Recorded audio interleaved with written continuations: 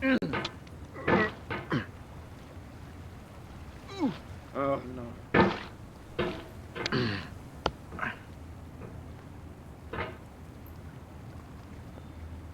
There's no feeling more intense than starting over. If you deleted your homework the day before it was due, as I have, or if you left your wallet at home and you have to go back after spending an hour in the commute. If you won some money at the casino and then put all your winnings on red but it came up black. If you got your best shirt dry cleaned before a wedding and then immediately dropped food on it. If you won an argument with a friend and then later discovered that they just returned to their original view. Starting over is harder than starting up. If you're not ready for that, like if you've already had a bad day, then what you're about to go through might be too much. Feel free to go away and come back. I'll be here. Alright, thanks for coming with me on this trip. I'll understand if you have to take a break at any point.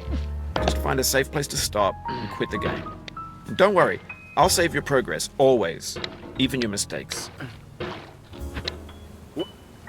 This game is a homage to a free game that came out in 2002, titled Sexy Hiking.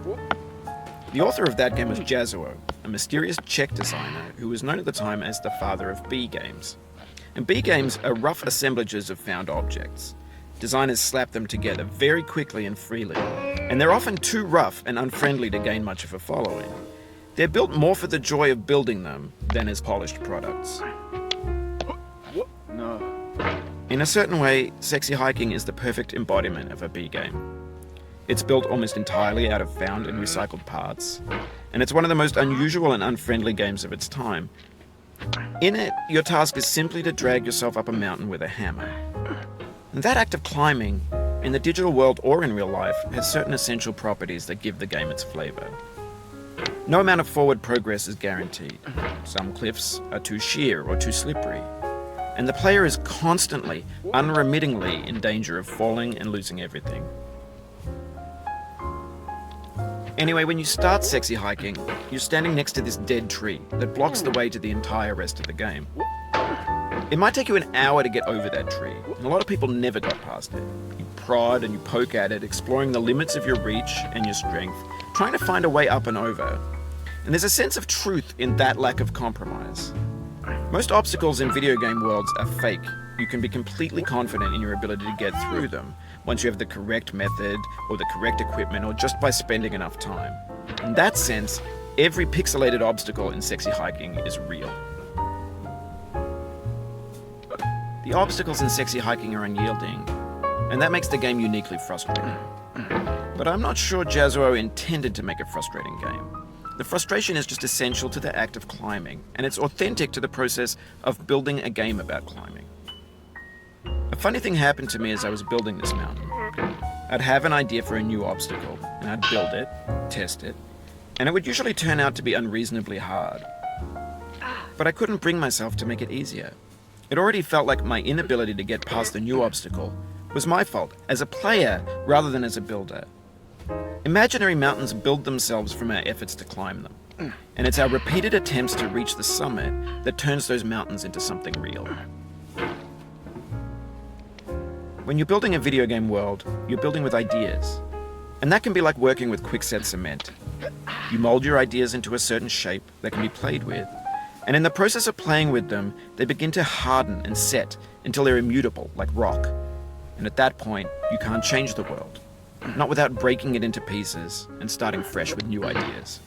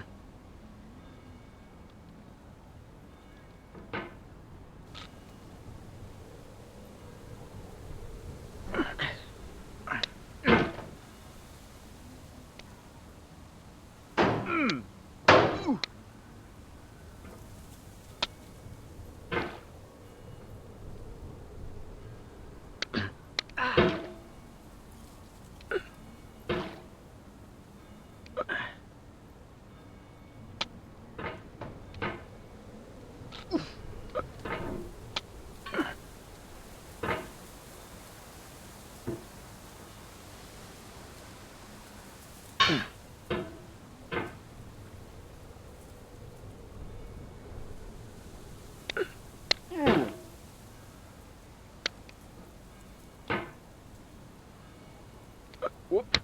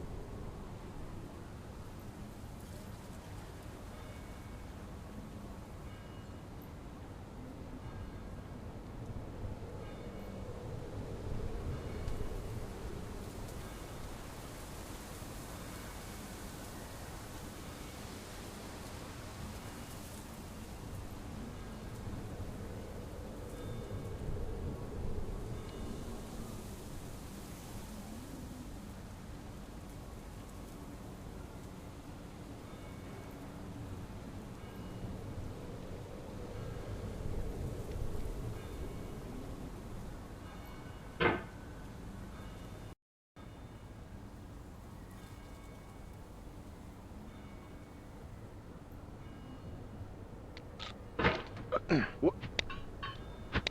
Oh.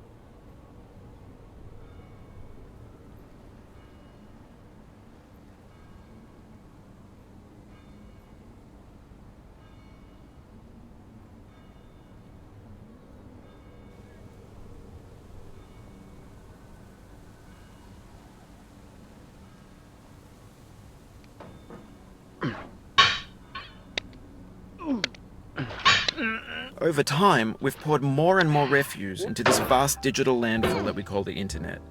It now vastly outnumbers and outweighs the things that are fresh and untainted and unused. When everything around us is cultural trash, trash becomes the new medium, the lingua franca of the digital age. And you can build culture out of trash, but only trash culture. Be games, be movies, be music, be philosophy.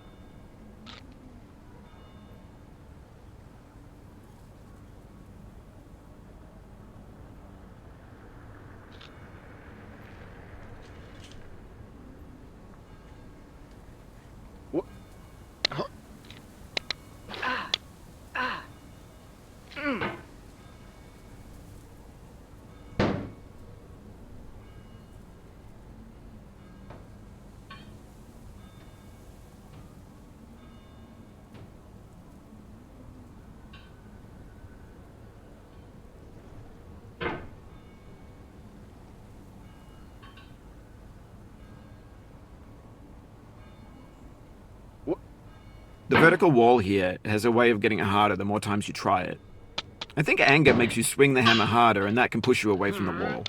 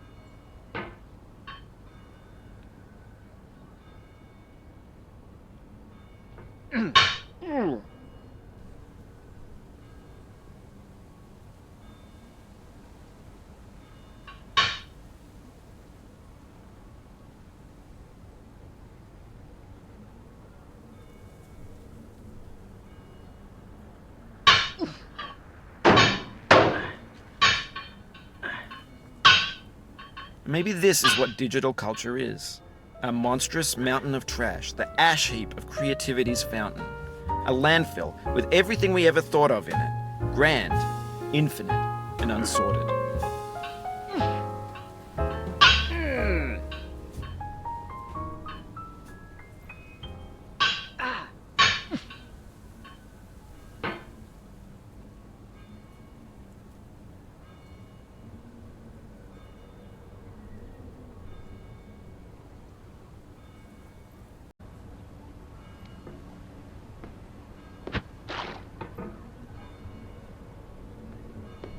There's 3D models of breakfast, Gen X's fanfic novels, Scan magazines, green screen Shia LaBeouf, banned snuff scenes on LiveLeak. Facebook's got lifelike bots with unbranded adverts and candid shots of Kanye and Taylor Swift mashups, car crash epic failed GIFs, Russian dashcam vids, discussions of McRibs, discarded, forgotten, unrecycled, muddled, rotten, untitled.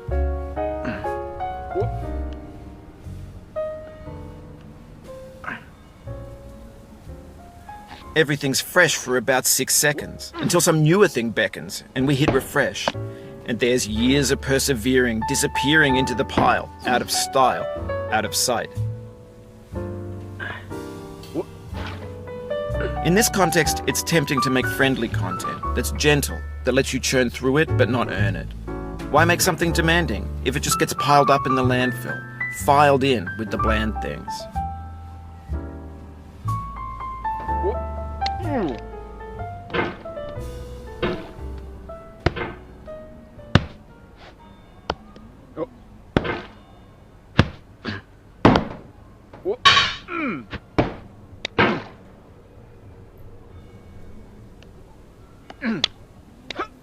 Oh.